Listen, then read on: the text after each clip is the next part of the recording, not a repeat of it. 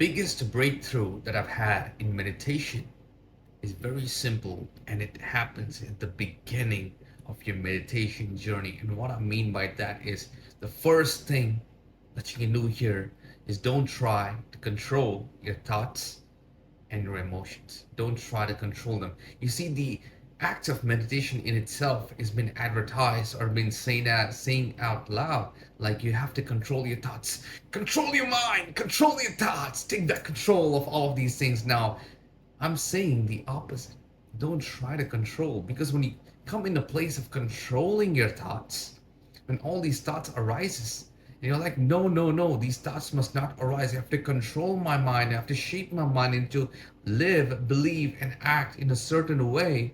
And then you build up a resistance towards your thoughts.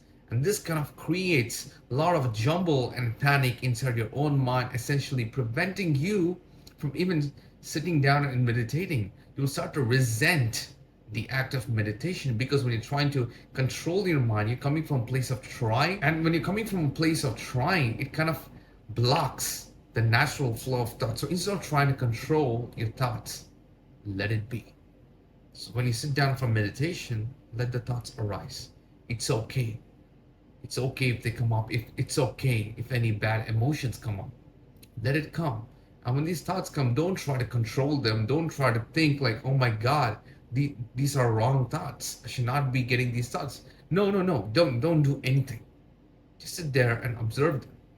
Let them pass you by. A good analogy that I like to use here is when you're sitting in a train or a bus or a car and you're moving, you don't look outside your window and like, no, that person has to go like this. This tree has to be here. Or let's say you're sitting in a park, you're sitting in a bench in a park, and people are moving by. You're not going to think like, why is that person eating that? That person should not be eating that. This person should walk in a certain way. This other person must walk in a certain way. You're trying to control other people while you're sitting in a park bench. That is not really applicable. That's not really possible. Even if you try and go sit in a park bench and tell that person not to stop eating strawberries, that person is not going to listen to you. You're trying to impose control on random people that you don't know. That's the same analogy that can be applied to meditation. When the thoughts arise, don't try to go pick them up and try to control them. Don't try to be like, no, these thoughts, I should not be feeling these thoughts. I should not be getting these thoughts in the first place. These are negative thoughts. These are positive thoughts. Okay, I can be getting these. Don't try to judge them. Don't try to control them. Don't try to even think about why you're, feeling a certain way. Just observe. That is the first step. The first step is to sit there and observe the thoughts and let it pass by. And eventually, when you don't fight it, when you don't fight or even develop a resistance around your thoughts, they eventually fade away. And then you get this stillness. The stillness, and it's much more easier, it's much more calmer. And this actually drives you to go and meditate another time. Because if you're trying to control your thoughts, you're fighting this resistance. And next time you'll resent the act of meditation and will stop meditating. Now, the second step that you can do here is now you can analyze, especially when any uncomfortable emotions or thoughts come up. Now you can think, where did this emotion come from? Now you have space in your mind. You're not fighting off the thoughts or judging. Like your ego is not really trying to list out things to do with these thoughts. Oh my God, I must go brush my teeth. I must go sleep. I must go do my laundry. I must go work out. Like your ego is not listing things out. You filter all of that in the first step itself. The first step is let it pass by. And once you let it pass by, you get the stillness and you get comfortable with the silence. And when you get comfortable with the silence, then you can sit there and analyze what's really going on inside. Now you can actually think about what's really going on inside. Now, personally, when I started meditating, I couldn't close my eyes and sit there for 5 or even 10 seconds. 10 seconds was my maximum upper limit. And I tried everything. I tried chanting mantras.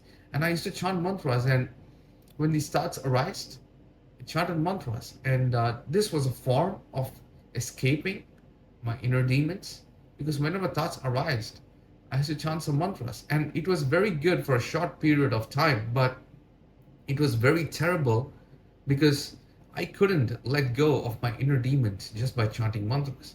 And you can't chant mantras and expect to let go of why certain emotions have been present there. You have to dive down deep inside, have inner reflection of why you're feeling certain way.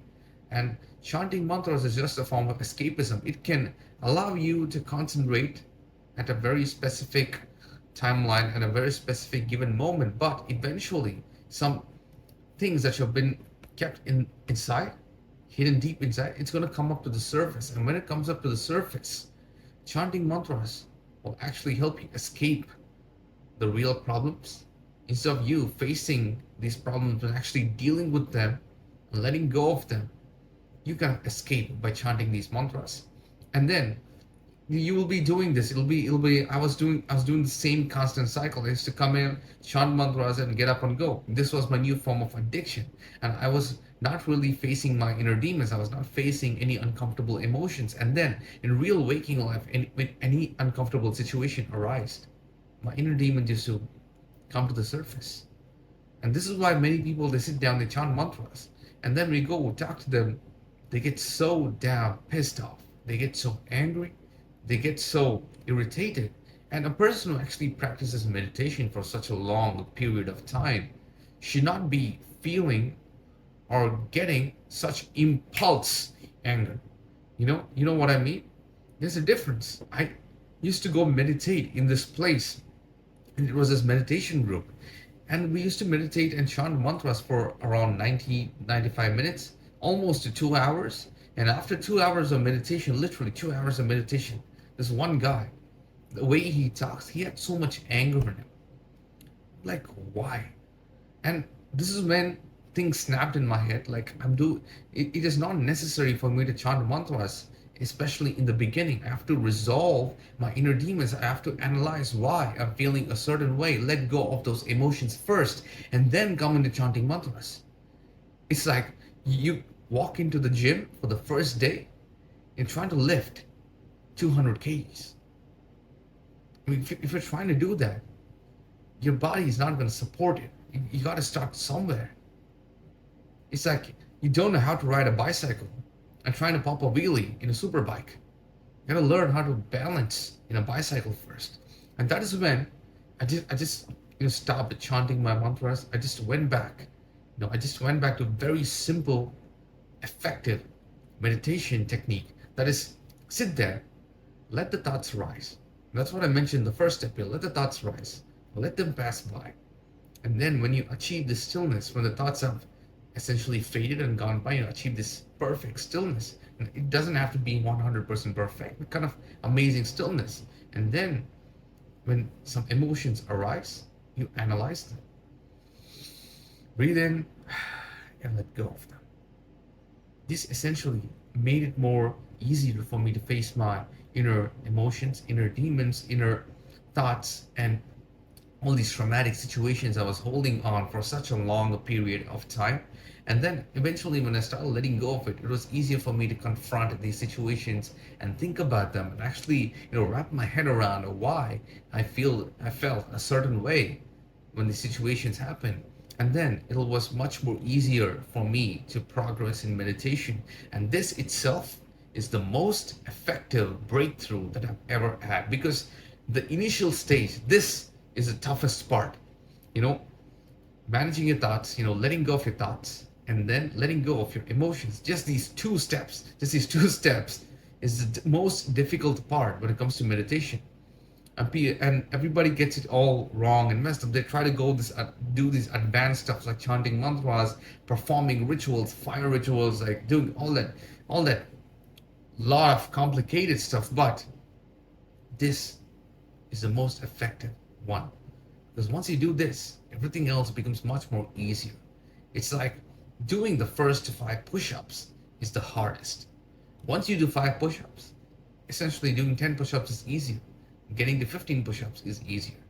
It's like even getting a car from 0 to 40, 0 to 30 is the hardest. It has so much drag, and you have to literally go through the resistance of air to push the car forward. But once the car reaches 40, it's easier for the car to hit 100. So once you get this right, this is the basic simple stuff, just sitting there, letting your thoughts arise, not judging them, not getting your ego in it and trying to control these thoughts. Let go of all the control, and then the thoughts will eventually fade. You'll achieve this stillness, and then you let go of any painful emotion that comes around. Just two steps. The most effective, transition, or most effective impact or breakthrough that you can have in meditation is just following these two steps. Everything else becomes way more simple, way more easier.